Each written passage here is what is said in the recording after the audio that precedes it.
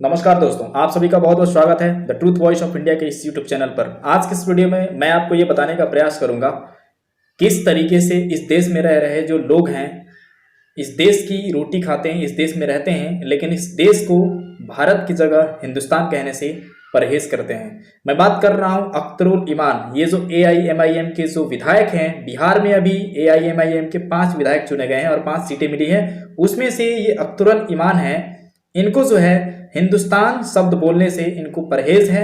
मैं आपको आज के इस वीडियो में ये बताऊंगा कि किस तरीके से पॉलिटिक्स में किसी शब्द विभेद को लेकर के किस तरह पॉलिटिक्स होती है और किस तरीके से हमारे नेतागण जो हैं शब्दों के माध्यम से हमारे देश के जितने भी बुद्धिजीवी हैं कहे जाने वाले, वो देश की जनता को बेवकूफ बनाते हैं और उल्लू बनाते हैं। जो अख्तरुल इमान ने भारत की जगह भारत बोला है, हिंदुस्तान की जगह तो भारत बोला है और हिंदुस्तान नहीं बोला है, हिंदुस्तान बोलने से उनको परहेज है। आज के इस वीडियो में हम यही समझेंगे क्या कहते हैं हमारे कॉन्स्टिट्यूशन और उसके तहत ये कितने गलत हैं और कितने सही नहीं है। इसके साथ ही हम बात करेंगे कि जिस तरीके से ये संविधान का तर्ज लेकर ये बोलते हैं कि संविधान प्रियम्बल में हिंदुस्तान शब्द नहीं जबकि भारत है, इसलिए हम भारत ही बोलेंगे, तो हम कुछ और भी ऐसे मुद्दे लेंगे। सबसे पहले मैं बता दूं कि अभी जो ये मैटर जो आ रहा है, बिहार अभी विधानसभा वहां चुनाव हुए थे और वहां पर AIMIM जो पार्टी है उनको 5 सीटें वहां पर विधायक के तौर पर मिली है। उस विधायक में एक अख्तरुल इमान है। औथ मतलब जब वो शपथ ग्रहण कर रहे थे तब जाकर के उन्होंने जो औथ में जो सारी चीजें लिखी रहती है उसमें जो है हिंदुस्तान लिखा हुआ था और हिंदुस्तान की जगह उन्होंने भारत बोला है। तो ये कितना सही है और कितना गलत है और इसका पार्टी जो है किस तरीके से विपक्षी पार्टी जो है एक दूसरे के ऊपर प्रहार करके देश की जनता को ये गुमराह करती है कि क्या गलत है सही है।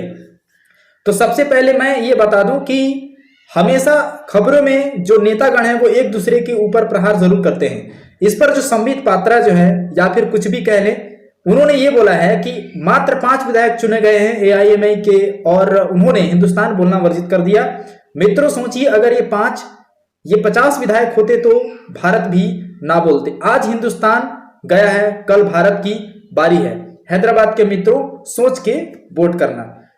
तो ये तो रही एक पॉलिटिक्स की भाषा, लेकिन इसके अंदर सच क्या है, आखिर क्या दिक्कत है भारत बोलने और हिंदुस्तान बोलने या ना बोलने से क्या दिक्कत है?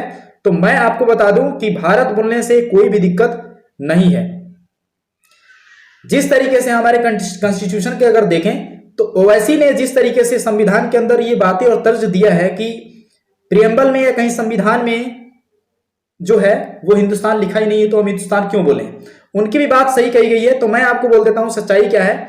देखिए, इस तरीके से तो ये दो पक्षे बात करते हैं। एक लफ्ज याद को हटाने को लेकर ये बोलते हैं आर्टिकल नंबर 40 और 21 का ये विरोध है, जबकि ऐसा नहीं है। मैंने इसके ऊपर एक वीडियो भी बनाई थी, आपको वीडियो चैनल पर मिल जाएगी, आप जाकर देख सकते हैं कि किस तरीके से ओवैसी जैसे लोग जो हैं आर्टिकल 40 और 21 को लाठी और दीवार बनाकर ये कहते हैं कि लफ्ज याद को हटाना जो है वो हमारे आर्टिकल 40 और 21 का विरोध करता है, लेकिन ऐसा बिल्कुल भी नहीं करता। और स्पेशल मैरिज एक्ट को भी उन्होंने बताया था कि अगर लफ्ज याद के ऊपर कानून बनाती है यूपी सरकार या फिर केंद्र सरकार तो स्पेशल मैरिज एक्ट को हटाना पड़ेगा, जबकि लफ्ज याद अलग है और स्पेशल मैरिज एक्ट अलग है। खैर, ये अलग मुद्दा है। अब मैं आपको बताता हूं कि जो हमारे प्रियम्बल में जो बातें कही गई हैं, प्रियम्बल प्रस्तावना जो है हमारे भारत का संविधान है, उसमें भारत के केवल 2 शब्द मिलते हैं, भारत और भारत। हम भारत के लोग, इस प्रकार का जो प्रियम्बल है मैं आपको एक लाइनें पढ़ के बता देता हूं।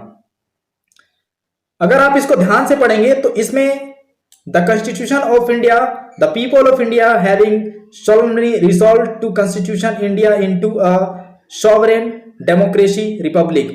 मैंने जो 2 वर्ड शुरू में पढ़े बस यही है, इंडिया और इंडिया, केवल 2 बार वर्ड यूज किया गया है। ये बात अलग है कि द कॉन्स्टिट्यूशन ऑफ इंडिया, ये ऊपर लिखा हुआ है अलग सा इंडिया है, इसको मत काउंट करिए। हालांकि प्रियम्बल में 2 बार ही इंडिया है। इंडिया मतलब भारत, भारत मतलब इंडिया, दोनों एक सिनोनिमस है, समानार्थी शब्द है, तो इसमें तो कोई भी दिक्कत नहीं है। लेकिन जिस प्रकार का तर्ज दिया जा रहा है अख्तरुल इमान द्वारा कि ये हमारे संविधान में नहीं है तो हम इसको क्यों बोलें, मेरा एक उनसे सवाल है कि लफ्ज याद को आपने किस तर्ज पे और किस आधार पर यह बोला कि स्पेशल मैरिज एक्ट को हटाना पड़ेगा? ये भी तो संविधान में नहीं है। तो आपने लफ्ज याद को, आखिर इसका विरोध, उसके ऊपर जो कानून आ रहा है आखिर उसका विरोध क्यों कर रहे हैं, ये है ना। आप इस बात से समझ सकते हैं कि हिंदुस्तान जो वर्ड है इन्होंने शायद इसलिए नहीं बोला हो क्योंकि हिंदुस्तान में हिंदू वर्ड है और इनको हमेशा हिंदुओं से परहेज रहती है। ये कड़वा सच है और आप इसको इग्नोर नहीं कर सकते हैं।